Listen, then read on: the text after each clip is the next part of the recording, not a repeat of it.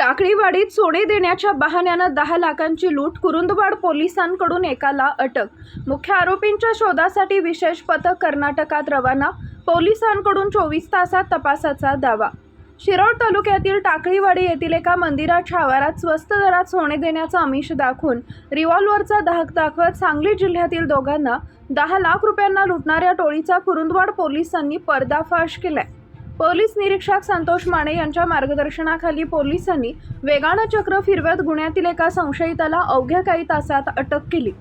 मुस्ताक साहेब हुसेन पटेल, वय वर्ष 58, राहणार बस्तवाड, तालुका शिरोळ, असं अटक करण्यात आलेल्या आरोपीचे नाव आहे.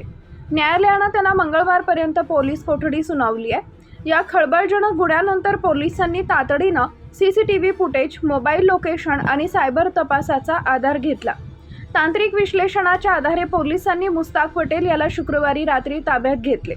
सुरुवातीला उडवाउडवीची उत्तरं देणाऱ्या मुस्ताकनं पोलिसांचा खाक्या दाखवताच गुन्ह्याची कबुली दिली. त्यानं मुख्य आरोपींना आपल्या घरात आश्रय दिला होता, तसेच लुटीच्या रकमेतील हिस्साही घेतल्याचं कबूल केले.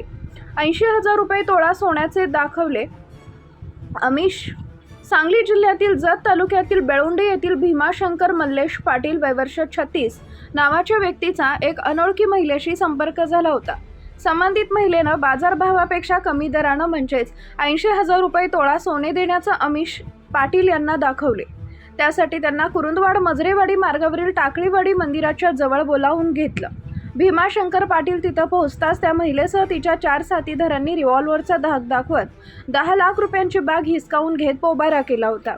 या गुन्ह्याचा छडा लावण्यासाठी सहाय्यक पोलीस निरीक्षक संतोष माने, पोलीस हवालदार सागर खाडे आणि त्यांच्या पथकानं अत्यंत शिताफीनं ऑनलाईन तांत्रिक यंत्रणेचा वापर केला. मुख्य आरोपींबाबत पोलिसांच्या हाती महत्त्वाचे धागेदोरे लागले असून त्यांना जेरबंद करण्यासाठी पोलिसांचं एक विशेष पथक कर्नाटकात रवाना झाले.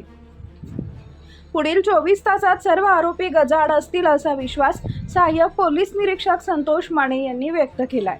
आमच्या प्रतिनिधींचा पाहत रहा CK24 न्यूज.